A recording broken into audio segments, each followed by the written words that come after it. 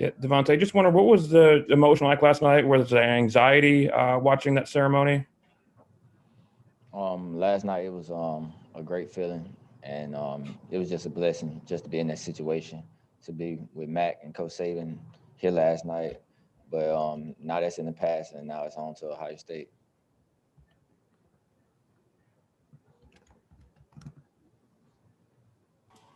Next up, we'll hear from Jeff Spiegel. Jeff?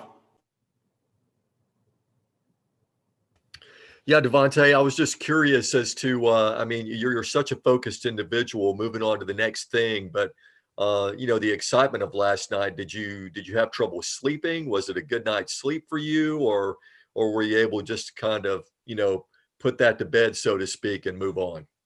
I went home and went straight to sleep.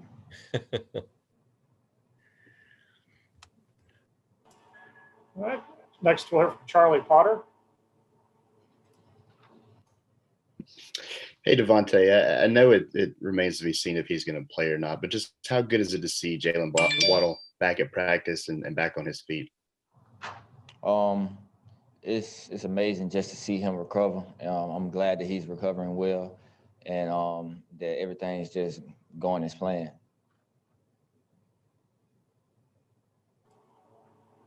Next, we'll hear from Zachary Braziller. Devonta, how has Jalen looked? At practice? I mean, does he look like himself? I think he's getting back into it. Of course, it's going to take some time just for him to get back comfortable with everything, but he looks good to me. What do you think? Do you think there's a shot of him playing? No comment. Next, we'll hear from Nathan Baird. Nathan?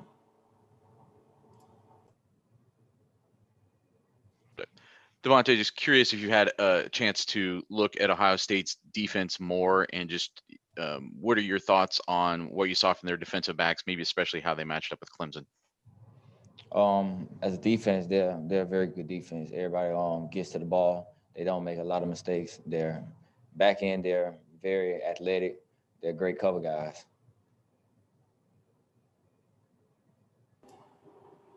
Next, we'll hear from Steve Mouton. Steve? Devonte, again, congratulations with the award last night. But moving forward, like you'd like to, is this maybe the best defense, at least film study wise, that you've seen this year at Ohio State? Yes, it's one of them. Just with everything that they do, giving us different looks and things like that. Everybody getting to the ball, everybody just doing their job.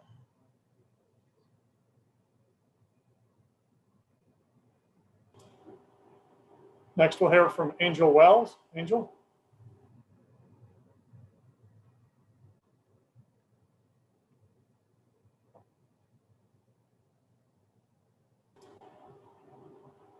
Angel, you need to unmute.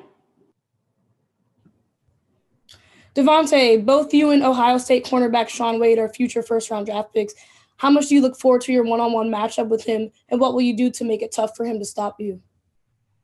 I'm looking forward to it. Just my last game, I'm only guaranteed this last one, so I'm looking forward to getting to play against him.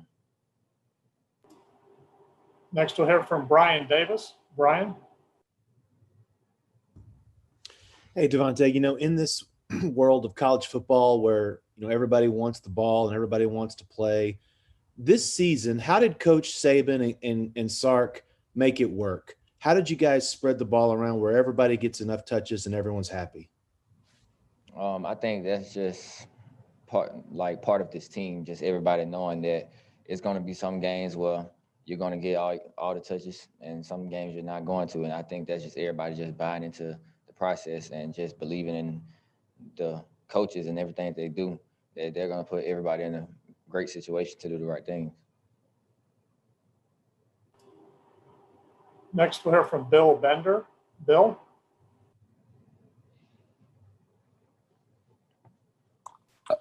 Devonte, you had Coach Saban there with you last night, and I was just wondering, he's obviously known for his work with defensive backs, but what's the biggest impact you think Nick Saban's made on you as not only a player, but maybe off the field as well? Just a lot of life lessons, just things outside of football. What is how you treat people, and no matter how people are treating you, you always treat everyone else with respect.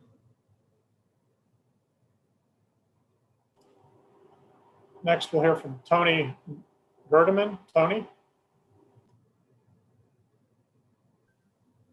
Devontae, what have you seen from Sean Wade in film work so far? And I guess why is it you're looking forward to work? He's very crafty. He mixes his technique up some, and just everything he does. He's a technician with everything he does, and he's a great player.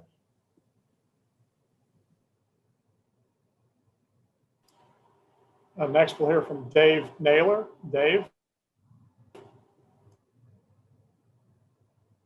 Devonte, could you share with us your perspective on the development of your teammate John Mcgee this year from freshman season to the way he's been able to contribute as a sophomore?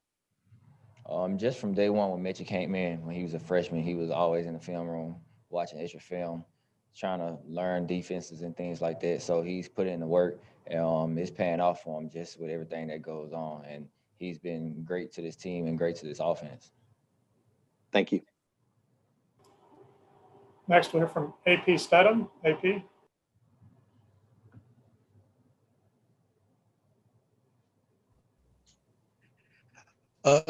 Good morning, Devonte. Devonte, when you're watching the film of Ohio State or other teams you're competing against, do you look for how they guard the number one receiver, maybe some double coverage or special zones? And do you know anybody on the Ohio State team fairly well? I think every team has coverages where it's going to be doubles in it. So, I mean, that's just part of playing defense. You have those coverages where you are allowed to do that. And no, I don't know anyone on Ohio State's team. Thank you. Next, Jacoby Cole. Jacoby?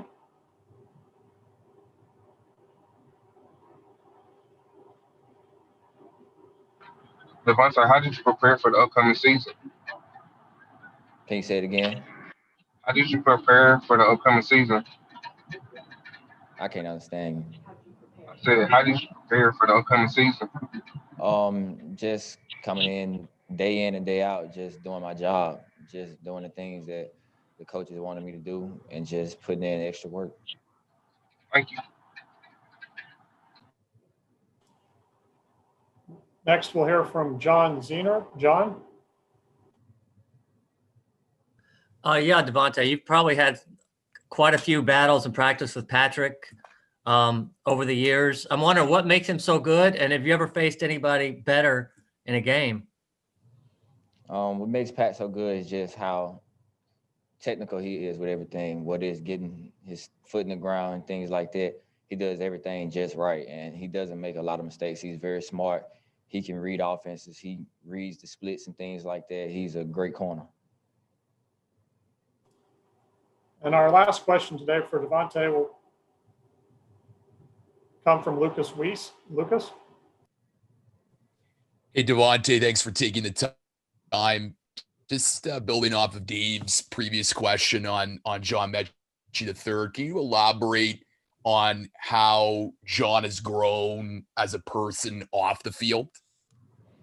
I believe he just got more comfortable with being around here, just not necessarily from being around this area. He's got a lot more comfortable with things around here, and it's just made him develop more and become a better player. Yeah, well, it's obviously a tremendous opportunity. We're excited to be playing in the national championship football game. Proud of our football team, the work we've put in. Clearly super excited for Smitty winning the Heisman last night. And a lot of the awards that have already come out, the offensive line winning the Joe Moore Award. And so, I think all of those things are a really cool byproduct of the type of team that we have. And those individual successes come and awards come because we're on a good football team. And so, clearly I'm proud of the guys. I'm proud of the work they've put in. I would say, I know the questions will come. Clearly I'm excited about the opportunity at Texas. It's a tremendous one for me. Looking forward to get started there. But like the commitment I made to Coach Saban 2 years ago is the same commitment I've made to these players. And that's focusing on this game. given this game the attention that it deserves, so our players have an opportunity to go out and play to the best of their abilities. And that's what we've always preached here, is to put our players in the best position to be successful on the field and off the field. And this week has been no different. But definitely, I definitely want this thing in this conference to go, keeping the focus on that game, because I think this game is what this is about. And I'd prefer to keep it that way. Thank you very much. We'll take our first question from Patrick Murphy. Pat?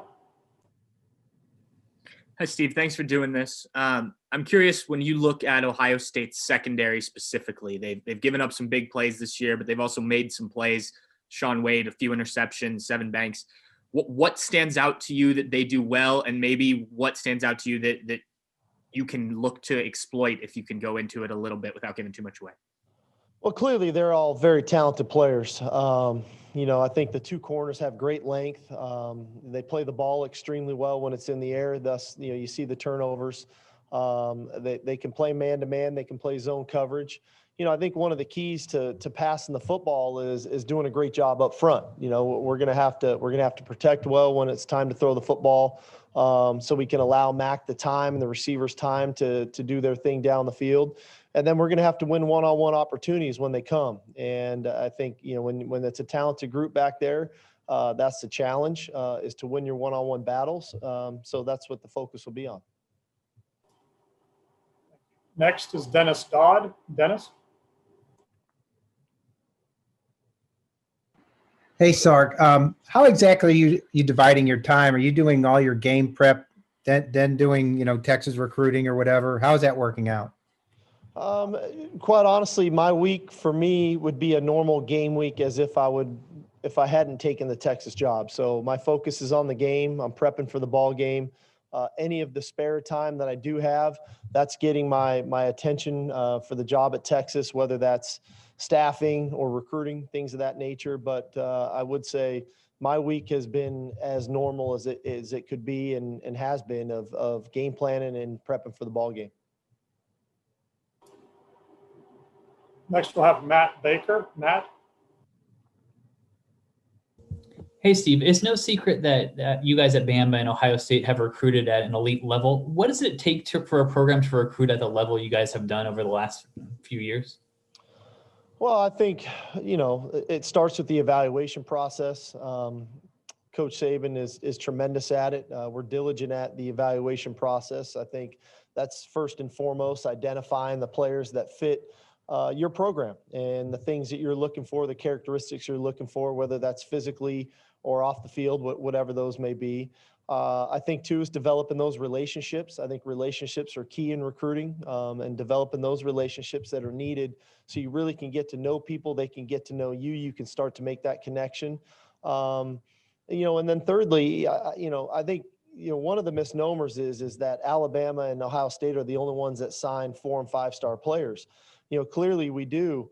But I also think there's a piece of development that sometimes gets lost. Yes, we recruit good players coming out of high school, but then there's a developmental piece that's needed to develop that player throughout his time and throughout his career in college. And so I think clearly both programs do that extremely well.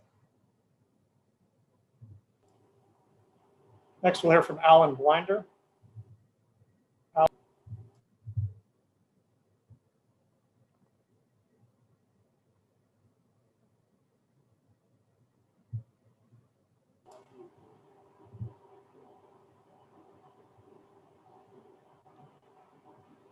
We're having some trouble there, so let's go to Jeff Spiegel. Jeff?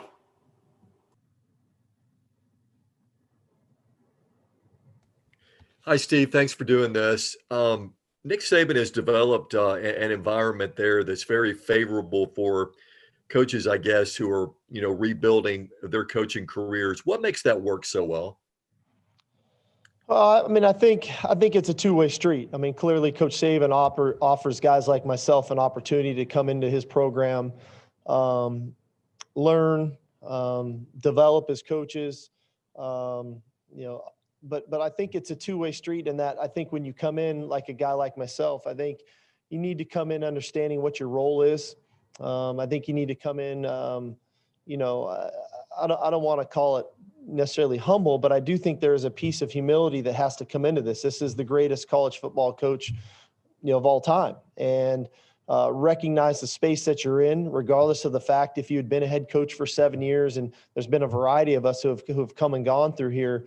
But he's a tremendous mentor. And if you allow yourself to be mentored, I think you gain even more out of this experience. And that's all I tried to do in my time here, whether it was my year here in 2016 as an analyst or this past 2 seasons as the offensive coordinator, is one, coach the kids and do the best job I could do coaching the kids, but 2, really try to be a sponge with him and why he goes about what he does, some of the decisions he makes.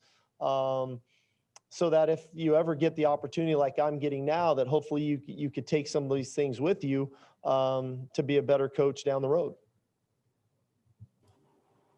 Next, Brian Davis. Brian? Hey, Steve, appreciate you doing this as well. When you're looking at building an offensive game plan and you've got the Heisman Trophy winner out there, you've got an incredible running back, you've got all these tools, how do you go about determining distribution of the ball and how everybody's going to stay happy when everybody wants it? Well, I will say this. I think we've got a very, selfless team on offense. I think our players really understand our scheme and what we try to do.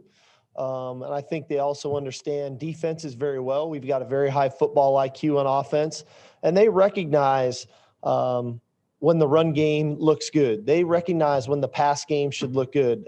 They recognize the one-on-one opportunities that maybe we can create for a Najee or a Smitty or a Mcgee or a Waddle for that matter.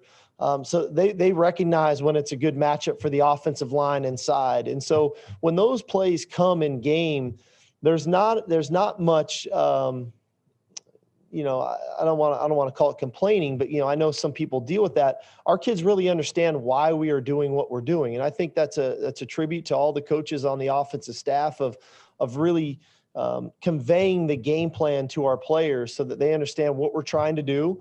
And if the defense does A, we're going to go do B. And if the defense does B, we're going to go do C. And I think when you can get a team that is mature like ours on offense right now, that can think at that level and understand a game plan at that level, you really don't deal with, you feel like you have to get somebody the ball. It happens organically. It happens naturally in our system.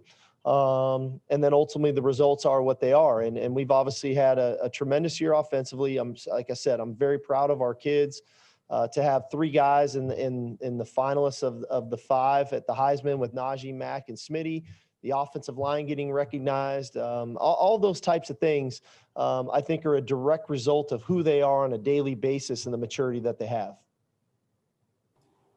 Next, we'll hear from Steve Hummer. Steve? Well, that was kind of going to be my question, but I'll follow it up in a way that I was just wondering about how do you describe the experience of working with an offense like this, where if everyone's healthy, you can conceivably have 4 guys who are Heisman quality players. How unique has that experience been for you? And how rare do you think it might be to have that even in the future, that you'll have that kind of talent?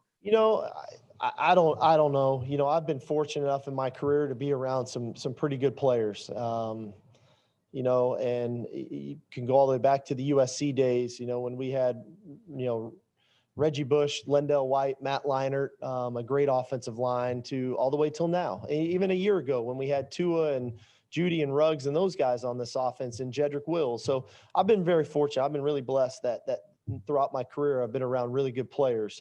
Like I said, I think the one thing that this group is very unique at is I think they play with one another. They play for one another. They celebrate one another with the successes that they have because they recognize that is team success. And I know Coach Saban has said this time and time again, that the maturity on this team is really high. And through a year when all of us, coaches, players, different teams, professional sports, college sports, have dealt with a lot with the pandemic, our leadership on our team has been tremendous, and they've remained focused. They've remained detailed in their approach. And the result is, we've played at a high level this year, and that's what it's going to take Monday night. We're going to have to play at a high level against a very good football team. Next, we'll hear from John Zenor. John? Yeah, Sark, you mentioned Waddle a minute ago. How much has he practiced and how's he looked? Well, he was back out of practice yesterday. We'll see where it goes from here. Clearly, we've got about a week or so to the game. So probably a better question for Coach Saban, but yes, he was back at practice yesterday.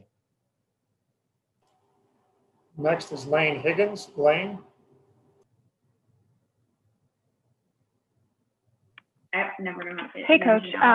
It seems like in the last decade or so, there's been a bit of a shift away from more localized recruiting concentrated in the Southeast, especially for Alabama, to luring players from California, Texas, East Coast, even Hawaii with Tua.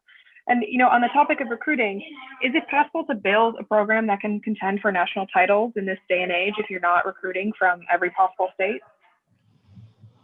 Again, these are, I guess, opinion-based answers. I think we do a tremendous job here at Alabama of identifying, local talent and talent in the Southeast. I also think we've got a national brand at Alabama that has the outreach to go national and to go to Hawaii or to go to the Northeast and do those things. So, I think that varies by what is your region, where are you, and what is around you, and what is the population of quality football players that's near you.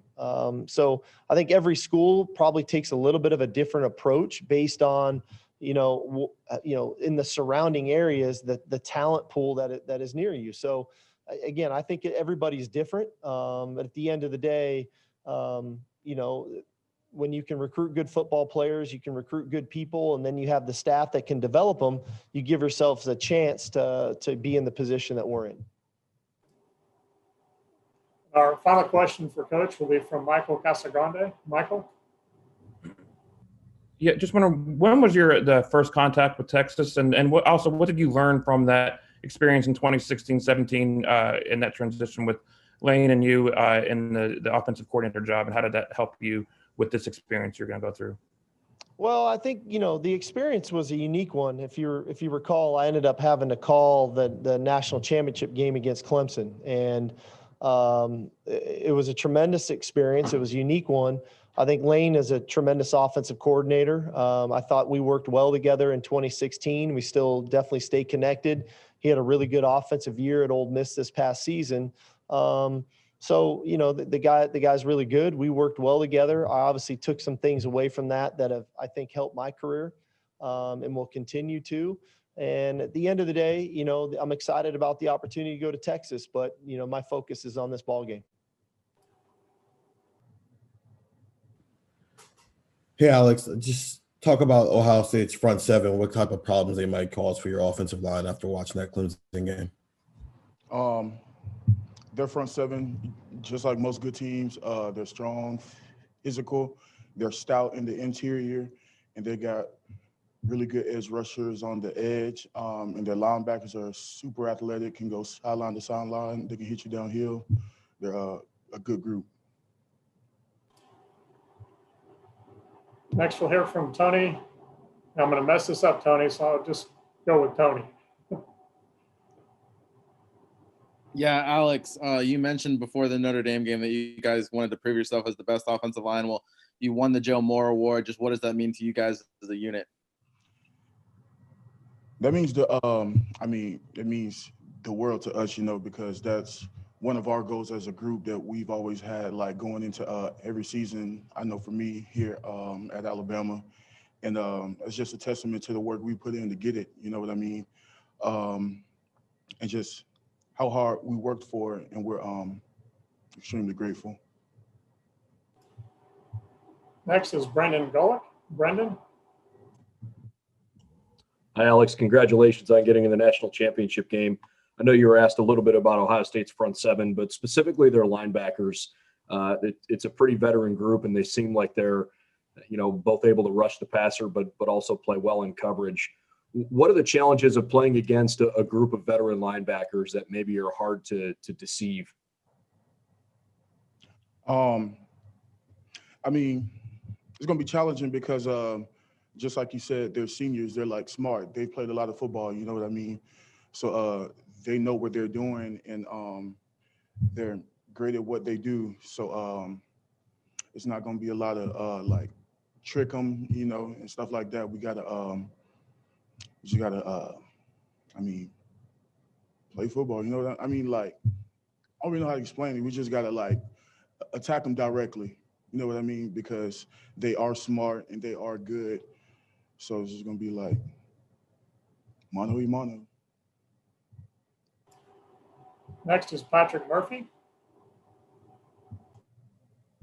Alex, similarly to these questions about Ohio State's defense, but just when you get in a matchup like this where you know it's going to be good on good at this level, how much is the excitement level ramped up for this offensive line for that challenge? It goes way through the roof. You know what I mean? Like, not saying we aren't excited for any game or any opponent we're playing, but we're just competitors. You know what I mean? So we love to compete, and we're gonna step up to the challenge, and we're gonna see if they want to play football. Next is Charlie Potter. Charlie? Hey, Alex, I know you've talked a lot about your decision to come back this season. Just how cool is it to be able to end this season back in your home state of Florida playing for a national championship? I mean, it's great. Me being a Floridian, to be honest, I love Florida. I think it's the best state ever. And I'm extremely grateful and happy for the opportunity to play in the national championship, of course. But it also being at home in the crib, it's a great feeling. I'm super excited for it. Next is Joseph Goodman. Joseph?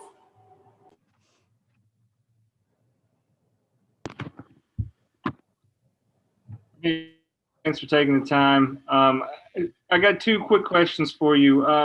Sark was bragging on the leadership of the team earlier, and what makes the leadership of this team so good, in your opinion? I think it's so good because, like, the leaders of this team, they like do what they preach. You know what I mean? It's not just a bunch of guys just, you know, saying one thing and doing another.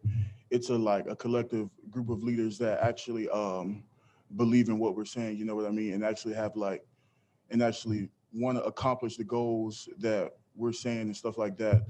And we just try to like positively affect as many people as we can around us to like get us all on the same page. You know what I mean? So I feel like that's the most effective part of it.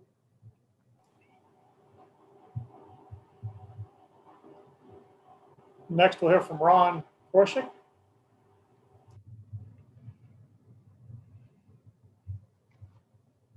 I'm sorry. Alex, what did you think of Najee hurdling the Notre Dame guy, and was that especially exhilarating for the huddle for the offensive players? Yes, of course. I mean, it always is. But to be honest, I wasn't surprised. I mean, he's done it so many times over his career here. I mean, he's going to do what he does. Steve Mouton.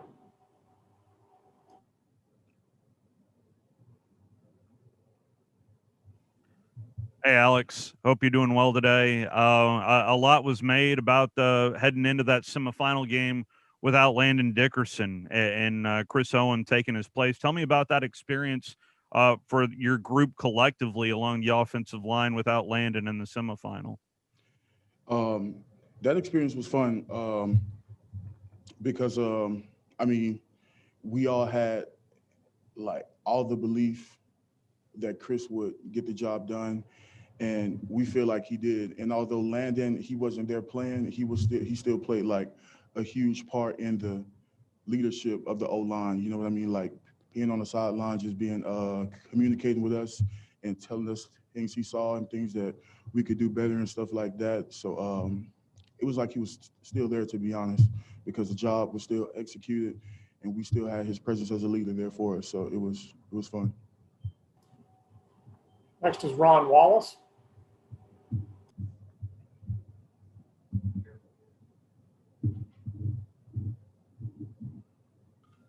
How you doing, Alex? Good morning.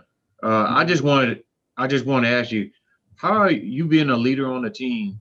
How are you able to get the guys to let them know that we still have unfinished business, and we're high off the Rose Bowl, and of course you have a teammate that won the Heisman. How are you as a leader, and what do you tell your guys? Hey, look, we still got business to take care of. I mean, exactly what you just said. Just tell them directly. I mean, we still got a lot of business to take care of. And I mean, I'm a senior and I've played a lot of football here over the past 4 years. And they respect what I say because they're going to take it like as is for face value. So this whole week, I've just been telling guys to just seize every opportunity this week to get better. You know what I mean? Like sacrifice and invest all your time into this one game for 1 week. You know what I mean? Just buy into all the things we're doing, trust the process, and we're going to get the result we want. Next, we'll hear from Michael Casagrande. Yeah, Devontae's he's kind of humble guy. He doesn't bring much attention to himself. He's very humble when talking about the Heisman Trophy. Do you guys celebrate that with him? What's he like behind the scenes when he's not at the podium? Is he excited about this whole thing that happened last night? Yeah, of course he is. He's super excited about it. He's grateful. But one thing about Smitty, he's a great player, but he's an even better teammate in person. I mean, you can ask for a better friend, to be honest.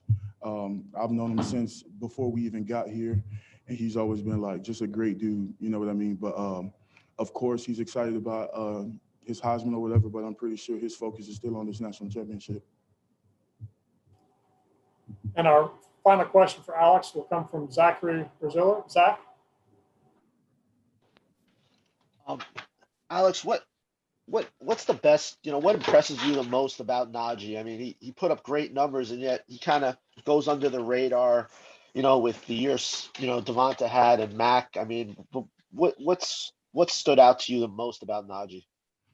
What impresses me most about Najee is by far his work ethic. I mean, we all see what he does on the field and on game day and stuff like that. But what a lot of people don't see is the work he puts in behind the scenes. He's most definitely one of the hardest workers I've ever met. And I'm glad to have him as a teammate because his work ethic, it like rubs off on people. You know what I mean? He just attacks every day with a purpose and intent to be the best that he can be. And it's great to see. It's very inspiring, to be honest. Morning, Miller. Could you talk a bit about a guy on the other side of the ball on your team, Dylan Moses? You've seen him in practice for years. What's he do well? What stands out about him, his leadership and his play on the field? I think, well, good morning. And I think Dylan's a great guy to have on your team. Besides the fact that he's an outstanding player, an outstanding athlete. He does everything right on and off the field. And I couldn't be more thankful to have a guy like that on my team and to be able to play with him. It's been fun playing with him the last 3 years. And I'm super thankful the experience too against such a good player in practice every day. Next is Patrick Murphy. Pat? Miller, looking at Ohio State's defense and how they've matched up with tight ends this year, it's been some safeties, some corners, sometimes a linebacker. What have you seen from those matchups in previous games that you can take into this one? I think when you turn on the film, the first thing that strikes you is that, man, they are a really good football team. They are disciplined. They do what they're supposed to do. Not only that, they're super athletic as well. So they pose a really good matchup problem for us to look at and to kind of go across the board and make sure we have a really good game plan going into this game. Next will be Jeff Spiegel. Jeff? Hi, Miller. You'll have a lot of good football stories to tell your kids and grandkids. When you tell them you played with a Heisman Trophy winner, how will you describe Devonte Smith to them?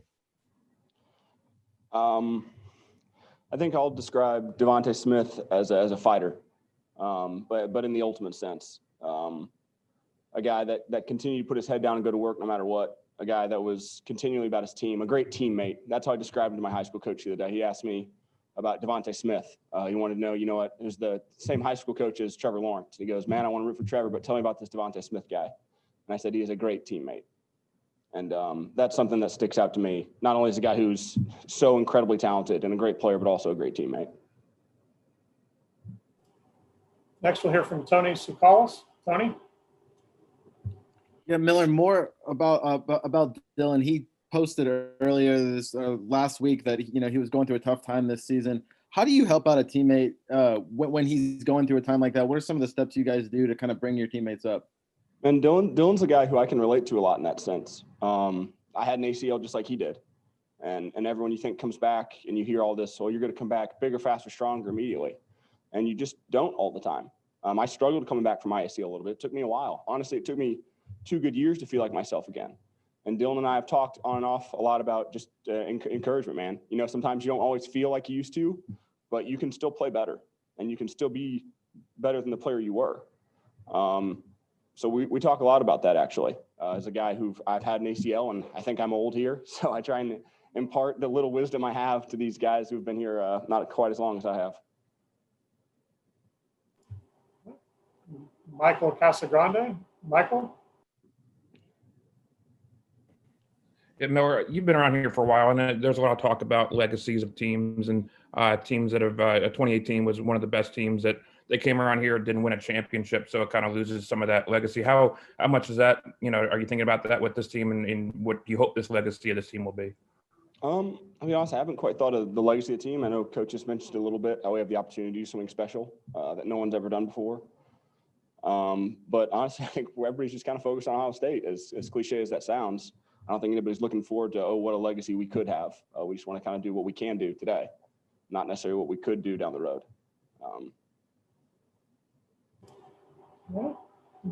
Charlie Potter. Charlie?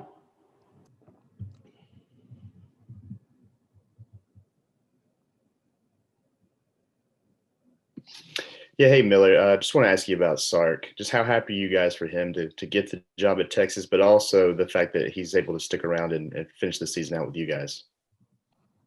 It's awesome. We're excited for this game, and we're focused on this game. We're glad he's going to be here and be a part of that with us. Like I said, we're super excited for him, and that's a great opportunity. But I know he is, and so are we, both focused on Ohio State and what's to come, and what is a Tuesday practice today. So that's first and foremost. But we're super excited for him. Brian Davis. Yeah, Miller, kind of along those lines. Schools from all over the country try to poach Alabama assistants and analysts and whoever to build their own staffs. What is it about y'all's internal formula or magic or recipe, whatever word you want to use, that other people so badly want to steal and recreate? I think it's the fact that we win, first and foremost, but it's the system and the process that coaches instilled in not only his players, but every coach that comes here. There's a reason you get coaches from all walks of life, young coaches, old coaches, coaches on the back end of the career, their front end. They want to come here and learn under Coach Saban, and people want that. People want Heisman Trophy winners and championship games and just to play really good football day in and day out. And I think people are trying to get a taste of that from Coach Saban, honestly. Next we'll hear from Nathan Baird. Nathan? Miller, just as a fellow athlete, what is the thing that impresses you the most about Najee Harris? Najee's one of the hardest workers we have on the team. I don't think people appreciate that guy does a lot of work. And especially outside of our time here, he does a lot of work. But I think physically, his balance and flexibility are the two things that impress me the most. Just the balance to stay on after hit, to hurdle someone and continue to keep running. That physically is what's most astounding, I think, about his game. Tim May. Tim, you're up. Yeah, I was just wondering, Miller, if you had to describe, nobody probably knows Nick Saban better than you do from a player standpoint, as long as you've been there. What is his magic? What is his secret? What is the potion he spreads around you guys? Like I said, everybody hears about the process, and I think, in really simple terms, it's kind of the ability to be excellent in everything you do one day at a time. Not necessarily trying to look ahead, but be excellent in what he's going to do today in the task at hand. And he does that better than anyone. To be excellent every day at the task at hand, and no one does it better consistently. Tony Gurdaman. Tony? Well, I wanted to ask you about Ohio State's linebackers. They play 4 of them quite a bit, and any 3 of those guys could be matched up with you. What kind of problems or issues do they present for you as a tight end? Anytime you're playing in the national championship game, you're playing really good players, and this is no exception. They're old, they're veteran players who know exactly what they're doing, and then add on top of that, like I said earlier, they're really good athletes. They can strike and get off blocks really well, and they kind of run the show back there for the defense. And so we kind of know what we're up against, really good players, veteran players, and we have to practice and prepare really, really well to be successful. And that's kind of the mindset right now, is practice and prepare the right way. So hopefully we can play how we want to. Next will be Joseph Goodman. Joseph? Hey, Naylor. Thanks for taking the time. What are you going to take away from Nick Saban's leadership to apply to the rest of your life? That's a lot. That's a big question. I've been here for 5 years, so I've heard a lot of things that I'll pocket for the rest of my life. But like I said earlier, it's just the way he goes about his life. And he does just attack all the little things with the same ferocity and intensity that he attacks the big things. Whether it's how he's scripted goal line or how he's coaching the national championship game, it's done the same way. I really do believe that he is better at the little things than anybody else. Thus, he's better at the big things. It's simple, but really, really hard to do. Lucas Wiese. Lucas? Hey, Miller, thanks for taking the time. What's John Mcgee like as a teammate, and how has he grown over his time with the program? Mcgee was a guy not a lot of people knew about until we played the spring game, and he has like 8 catches and like 140 yards. And everybody's like, John Mcgee guy's got to be pretty solid.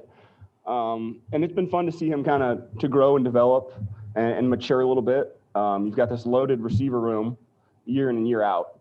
And so some names get glossed over, but Mcgee's the guy this year who's put his head down and gone to work all summer. It's not like we had the weight room open or anything, but I'd see him at a field here or there and just working his butt off, trying to find a place in this offense. And I really think he has.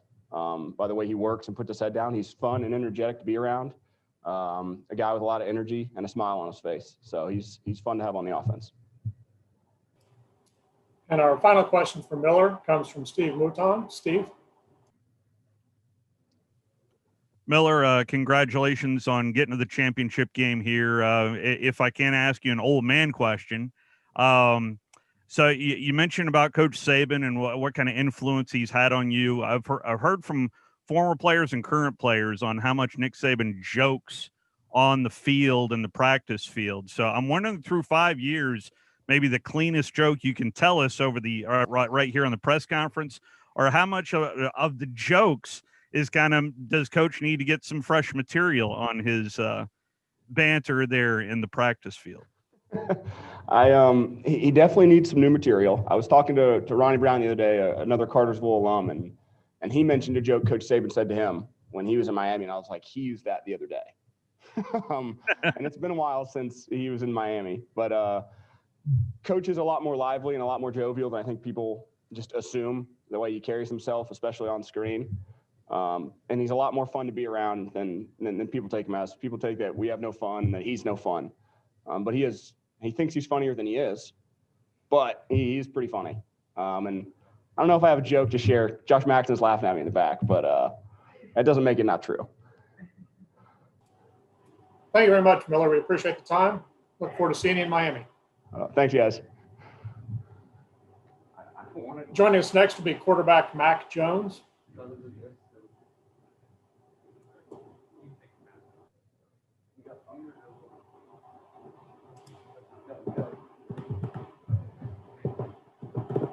Hello. Well, Mac, thank you for joining us here today. We've got a number of media lined up here, so we'll just jump right into the Q&A. First up will be Bill Rabinowitz. Bill?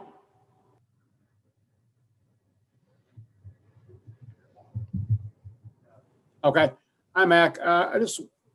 Can you kind of describe the challenge that Ohio State's defense will pose you, especially the front four, the defensive line? Yeah, I mean, overall, they have great players. Not a super complicated scheme, and they don't have to be that way because they have great players, but it's mostly four down fronts. You know, I've been impressed watching them on film. Very vertical team in terms of the D-line, getting back there at the quarterback. And then obviously all 11 players rallying to the ball. You know, they do a good job, and we got to be ready to roll, and it's going to be the best defense we've played this year. Next up, we'll hear from Charlie Potter. Charlie? Hey, Mac, I asked Alex the same question. You guys have a bunch of Florida natives on your roster. Just how special is it to be able to end this season, one that's kind of been unprecedented with all its disruptions and everything in your home state of Florida? Yeah, it is really cool. You know, just being from Florida and getting a chance to go back there and then playing in Miami is a great city. But, you know, at the end of the day, just another game, and we got to go out there and play our game. And Ohio State's going to do the same. They're going to play the game just like it's any other game, and we're just looking forward to that. Next is Patrick Murphy. Patrick? Mac, you guys have played a lot of great secondaries this year. When you look at Ohio State's on film, what challenges do the Buckeyes defensive backs present that you guys will have to overcome in this one? Yeah, I think the four guys that play back there are talented football players. You know, I played 7-on-7 with Shaun Wade, 24, a great guy, great family, really a technician, a longer guy, and he plays well in coverage. And then Seven Banks on the other side. First of all, he has a cool name, and he's a great football player, speed, change of directions, all there.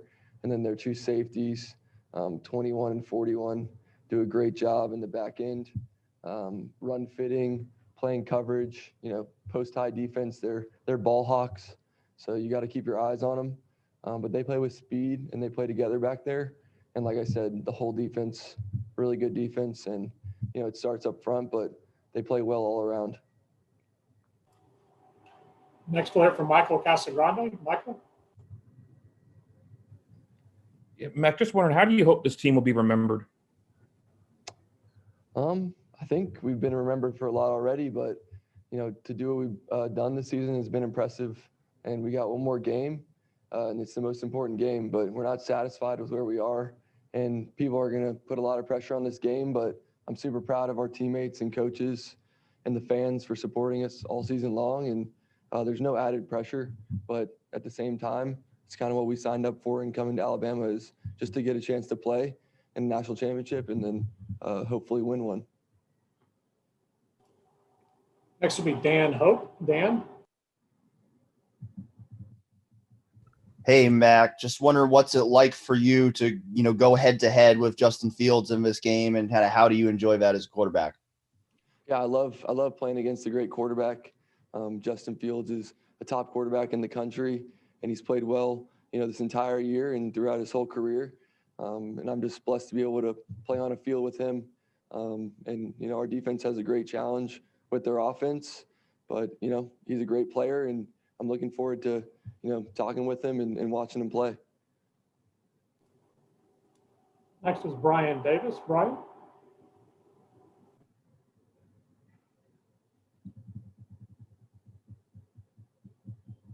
I think you might be muted. There you are. You got me? Yeah, now I got you. Hey, Mac, I just wanted to ask you, how would you describe your relationship with Sark and how that's gone this season? And what would be your advice to future quarterbacks who are going to work with him? Yeah, Coach Sark has done a great job game planning all year long. He calls great plays. All of the players really like him, and we just appreciate all the hard work he's put into this program.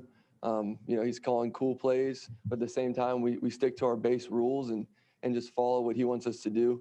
And future quarterbacks, I just say, enjoy Coach Sark. He's a great guy. You can learn a lot about being a great person and then also applying things to your game. And he's coached at all levels, NFL, college, so you can get a lot of different information from what he teaches you when you watch film, and then just learn how to think like Coach Sark, because he sees everything that the defense does, and he's going to put you in the best position to succeed as a quarterback in an offense.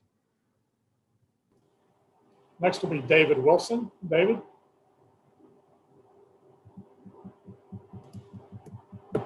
Mac, you mentioned playing 7-on-7 with Sean. Just kind of curious if you have any kind of standout memories of playing with him or maybe practicing against him.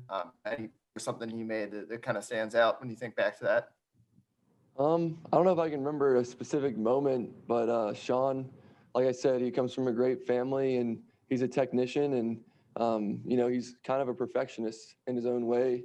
He celebrates when he makes great plays, but he's more of a quiet guy and just kind of does his job. But in high school, really humble for being a top recruit. At the time I wasn't very highly recruited, and he was always had my back in interviews or anything like that. So I really appreciate him and his family. And I'm just really happy for how he's played throughout his career at Ohio State. Next will be Steve Hummer. Steve?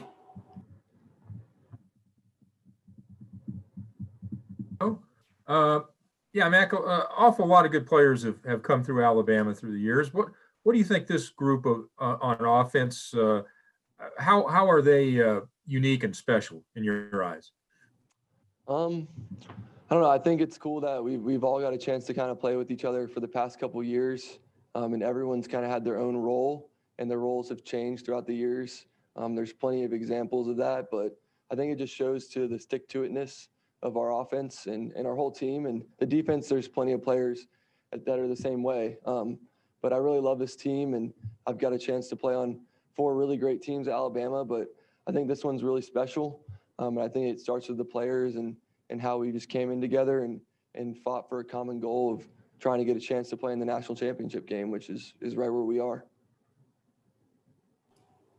Next to be Jacoby Cole. Jacoby? Hey, Matt, what does this team mean to you? What'd you say? Sorry. What does this team mean to you? The team? Yeah. Yes. What does the team mean to you? Team, in general, I'm really happy for these guys fighting through adversity. Like I said before, we got a great group of guys, but at the same time, we have a lot of great support staff around here in this building that help everything go, and they probably don't get enough credit that they deserve. But this team is awesome, and we're just looking forward to finishing this year strong and getting a chance to play the final game of the year together for 60 minutes. Thank you. No problem. Next will be Stephen Smith. Stephen? Hey, Mac, I know you were really proud of watching Devonte, win the Heisman, but when did that chemistry between you and Devonte start? Talk about that chemistry that you two have. Yeah, first of all, I just want to congratulate Smitty for his award. That's really awesome, and I'm proud for his family in Amite City. That was really cool to see him on the broadcast, and his whole family and the whole city was really in there cheering Devonte on. But we've had that chemistry for a while. I think about camps and things like that, and me and Smitty were the 2 skinniest guys out there throwing the ball to each other. So he kind of just started there. But he's worked really hard, and he deserves everything that's came his way. Charlie Potter. Yeah, Mac, I know his availability is still kind of up in the air, but just how good was it to see Jalen Waddle back on the practice field? Yeah, he actually looked really good, but I don't really know if I can answer that question properly, because you got to ask Coach Saban and the training staff. But he's worked really hard in his rehab, and we'll see what happens. Next, we'll hear from Steve Mouton. Steve? Mac, congratulations on being a Heisman finalist last night. And I tell me about that moment in particular when Smitty's name was called, and being the first guy to hug him, and what that moment was like for you. Yeah, it was really cool. I was telling some people earlier, I was nervous about getting Smitty the ball this year. I was like, I got to make sure I can make sure that Smitty gets the ball and makes plays. So I just wanted to make sure I did my job and his success. And obviously he's helped me out a ton, and everyone else has too. But just to see Smitty's his entire life kind of just go into that moment, you could see it. He was kind of like a little shocked, but I was so happy for him. Like, it's like a video game, man. You're up there and you get to see your teammate win the Heisman Trophy. And you feel like that's just one of the coolest things that you could do is have a chance to be with them, especially in kind of the crazy year that it's been, and just be able to be the first guy to kind of congratulate him. I'm just so happy for Smitty and his family and his city and the whole nine. Next will be Tim May. Tim? Yeah, thank you very much. Hey, Mac, I'll go all the way back watching Alabama football back when Joe Namath played. And I keep telling everybody, this is the most prolific, wide open offense I've ever seen from Alabama.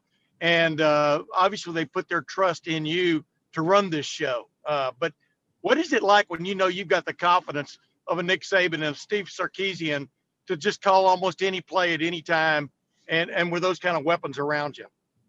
Yeah, it's really just an awesome experience to be able to lead these guys. And I've said this before, but they make everything go. I mean, like you said, we have a great play caller, and then we have a great offensive line and skill players that make it all happen. So really, we prepare really hard. It doesn't just show up on game day. It takes a lot of really months and years of preparation. And we've just kind of molded together as a group. But at the same time, I've said this before, we had some improvements to make after last game, and we're going to do that this week, and we started that already, and just looking forward to this next game. Our last question for Mac will come from Tony Tsoukalis. Tony? Can you hear me? Now I can, yes. Okay. Yeah, Mac, I know you can't really comment on Jalen Waddle, but how exciting would it be, the possibility, have you thought about the possibility of reinserting him into this offense now that everything's still even clicking without him? Yeah, it'd be really cool. Jalen's worked really hard to get back on the field, and I know he wants nothing more to play, but I think they're just going to make that decision, downstairs, but it's his choice, and I feel like, in watching him, he looks really good out there, so we'll see what happens. There we go. Hey, John, congratulations on getting to this point. I'm wondering, how difficult is it waiting and not knowing whether you're going to play Monday or whether it's going to be another week given the COVID situation? I wouldn't say it's too difficult. I think we just focus on what we have to do to prepare for the game, and whenever that is, and whatever date it is, I know that we'll be ready and well prepared to play. Next will be Lucas Wiese. Lucas? Hey, John, thanks so much for taking the time.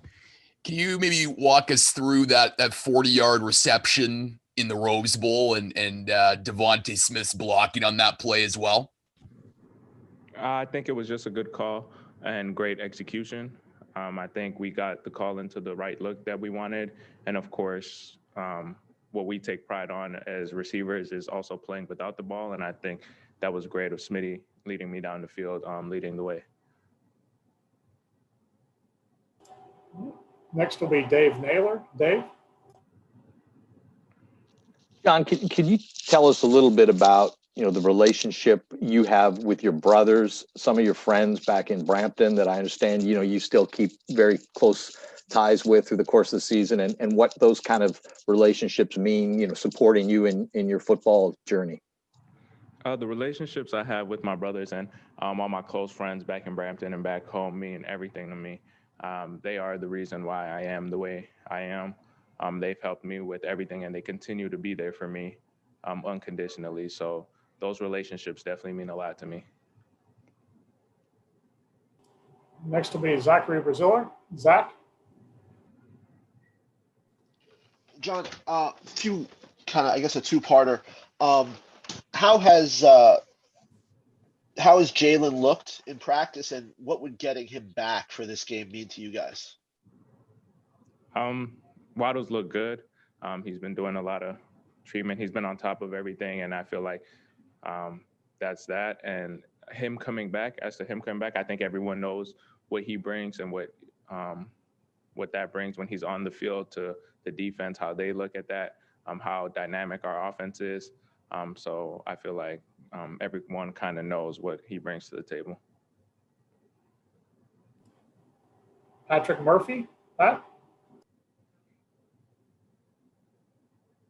I'm not sure how much you look at individual matchups before, but there's a chance Seven Banks, number 7 for Ohio State, could be on you a lot.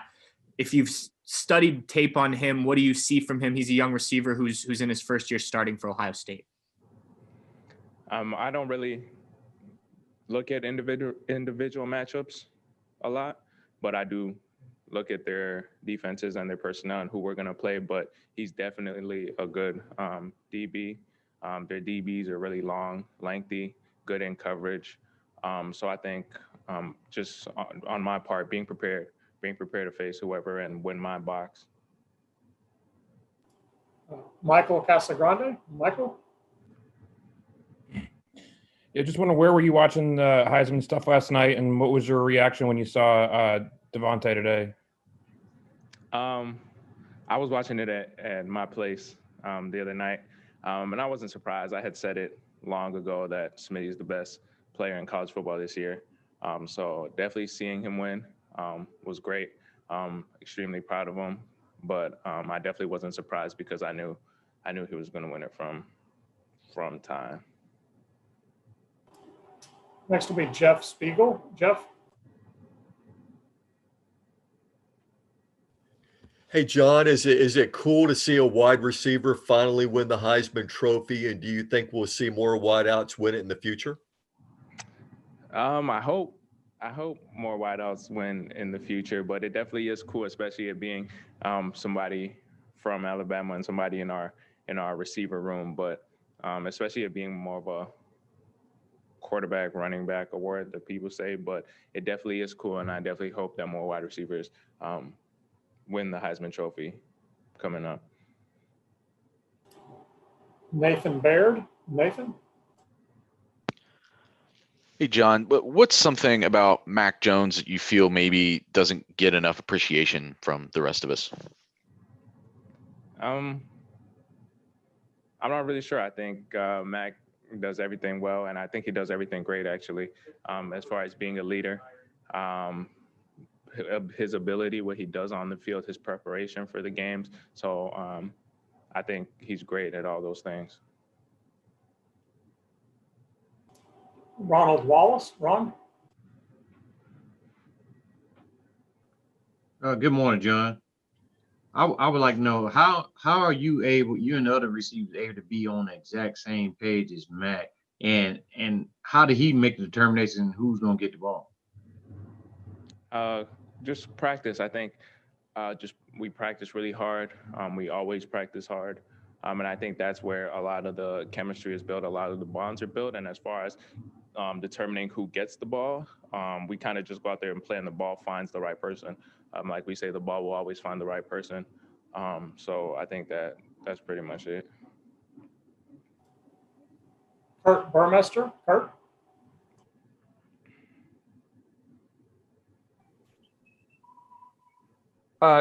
Just wondering if you could tell us, John, on just how much of a different player are you now than you were before you came to Bama? I'm different in a lot of ways. Physically, mentally, emotionally, you just grow coming to Alabama, just knowing that every day you're going to compete and that this place is going to bring the best out of you. It's going to force the best out of you, for you to be the best version of yourself, for you to be a competitor. And I think in all those ways, I've definitely grown. Next will be Tony Gurdaman. Tony? John, you said Devonte is the best player in college football. Can one defender slow him down? And Was there a second part to that question? I didn't hear it. Can one guy slow down Devonte? No.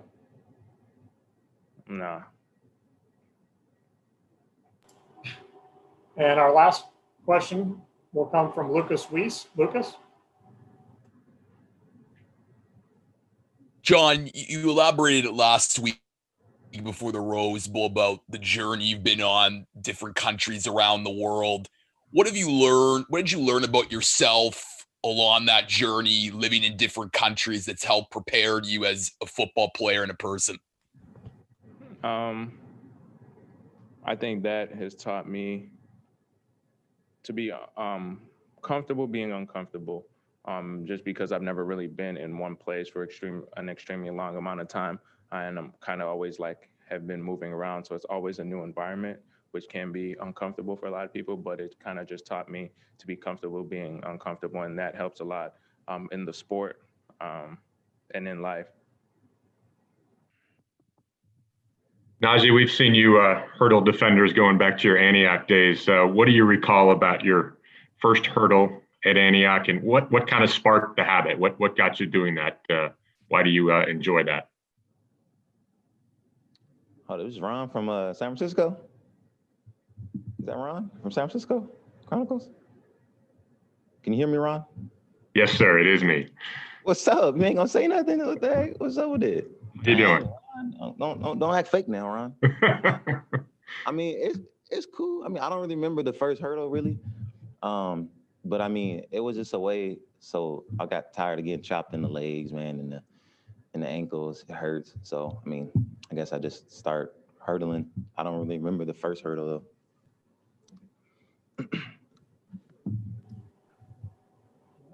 Thank you. Our next question comes from Pat Ford. Pat? Najee, now that you're almost a year removed from the decision you and several of your classmates made to come back to school, what's the feeling like to being this close to having everything work as you all had hoped? I guess you could say it worked out. The decision was, of course, of us coming back.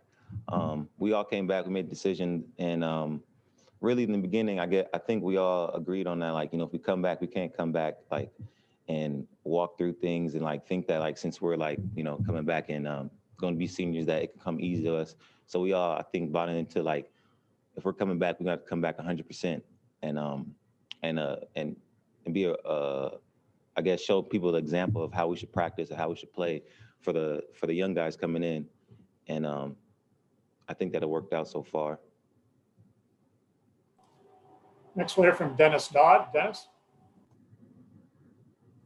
Najee, there was a time when guys like you from California in the East Bay would stay in that region, Pac-12, whatnot. Why are guys like you and Aaron and Isaiah, going east, leaving the area? Yeah, I think. Well, I don't know for them, why they did it, but for me personally, I feel like they say a lot of West Coast guys can't play, and I guess conferences like this, the SEC. So I wanted to kill that hype, I guess, in a way, and show that we can play. West Coast people can play. We have a lot more guys from the West Coast playing in the SEC than before. So it's good to see a lot of guys travel across. But I think it's good for people to stay home. I think it's good for people to go to other states to get a better experience, a better environment, a different environment, you can say, of culture around here. I've been here in Alabama for 4 years. I learned a lot of new things. The weather, one of them. Being a West Coast guy, used to sunshine. Over here, it's humid, and at first I didn't like it, but when you hear it long enough, you find out that it's like the best place to train for upcoming sports, to train in this humidity. That's how I take it. And just seeing a new culture, a new environment, like I said, and showing people that West Coast guys can play in conferences like this. Next, we'll hear from Dan Hope. Dan? Hey, Najee. Ohio State's run defense has been one of the best in the country this year. Just what do you see when you watch them on film? They got a good defensive line, a really good defensive line.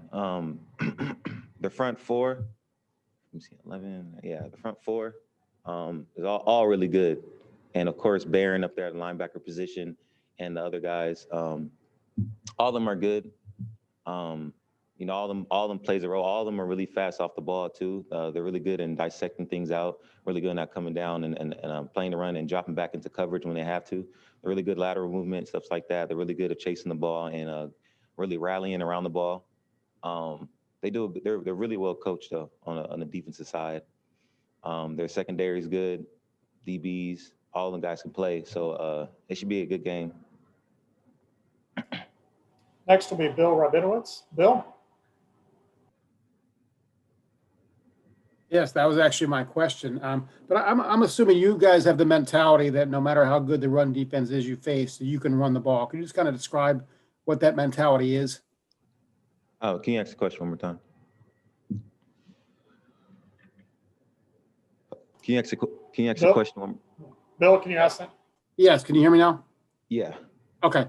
As much respect as you have for Ohio State's run defense, I'm assuming that you guys feel like you can run on anybody.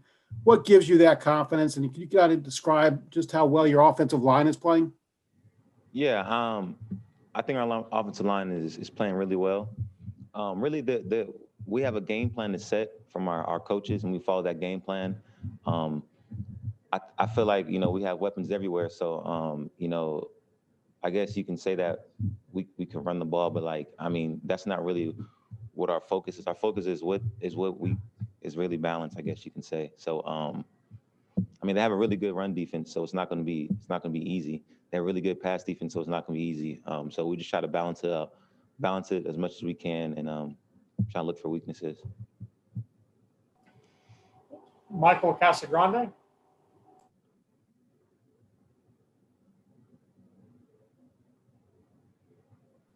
Hey, Najee. Just wondering, what do you hope the legacy of this team will be? You said the legacy? Yeah. How do you hope this team's remembered? A team that doesn't quit, a team that doesn't give up, a team that shows that real integrity, a team that can fight, and a team that that plays as one. Obviously we hope that we can win it all and go undefeated. But we worry about the small things. We worry about the small things first, and then work up to the main event, and that's playing Monday. Right now we're just worrying about practicing, getting to the game on Monday, and then from there we can just, like I said, we hope to be victorious and be another undefeated team. But like I said, we just worry about the small things first to build up to Monday, and then hopefully Monday's outcome will be victorious. Next will be Ben Hall. Ben?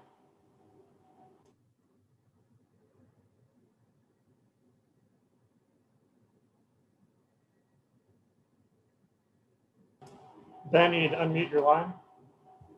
Can you hear me? Yeah. Yes. Hey, Najee, you've played on numerous college football playoff teams at Alabama in the past. What would you say is different about this year's team than previous years? Yeah, like you said, I have played on a lot of playoff and championship teams. I think what separates this team really is really all the distractions that we had outside the program, of course, with the coronavirus and social injustice that's happening, and the not being able to play or not, and we all just came together and really grinded it out throughout the summer, throughout the year, not knowing if we'll play or not, having a game postponed, having a game canceled.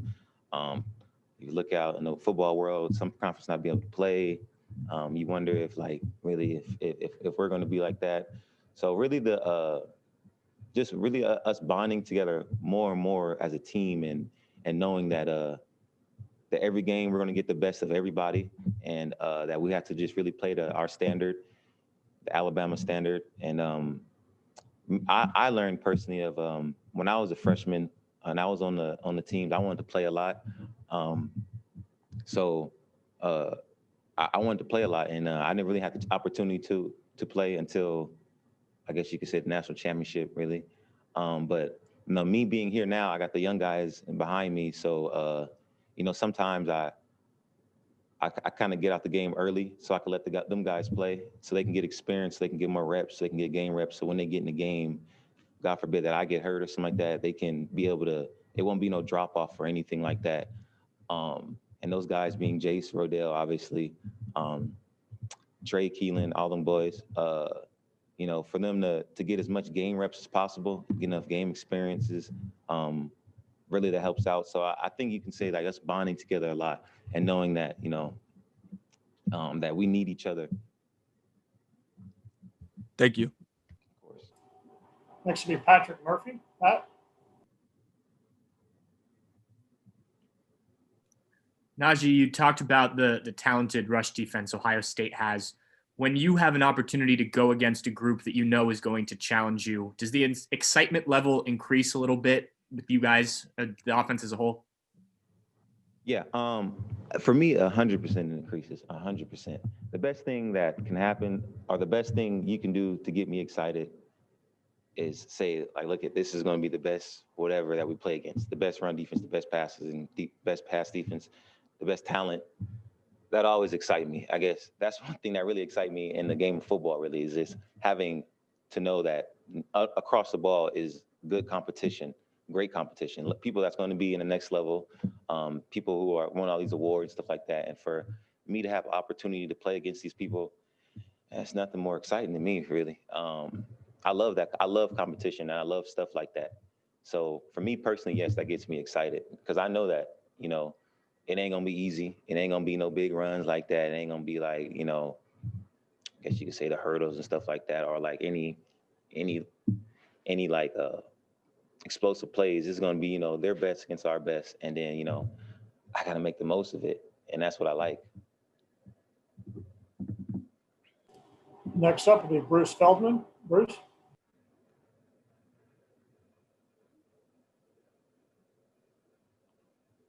Sorry. This past offseason, Alabama had a big change in philosophy in the strength and conditioning program, and obviously some staff changes there.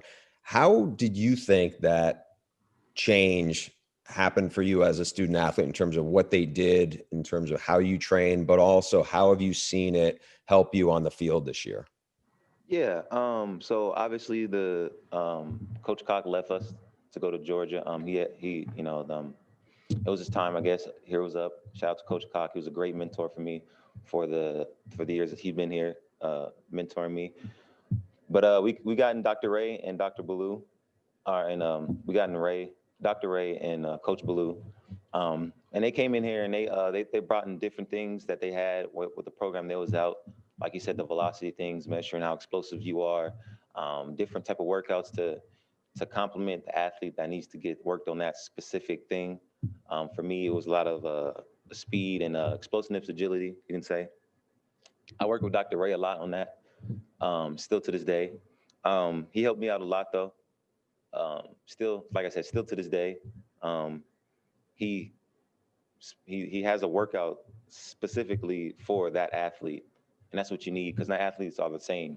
So you need a program that will help that athlete and what he needs to improve on, and that's what they do a good job of finding out. They know all their players, so they know that, okay, this person needs that, this person needs that. So that helped out all of us really this whole off season. And you know, us having a short off season, there was no spring practice, right? There's no spring practice. Hey, Josh, there's no spring practice, right? Obviously, right? Am I tripping? There was no spring practice. Yeah. So us being those spring practices, we didn't really get to see their whole program, but the little stuff they had, it helped out us a lot. So I'm excited for what they have next year for other guys to see what else they have to provide to better the athlete.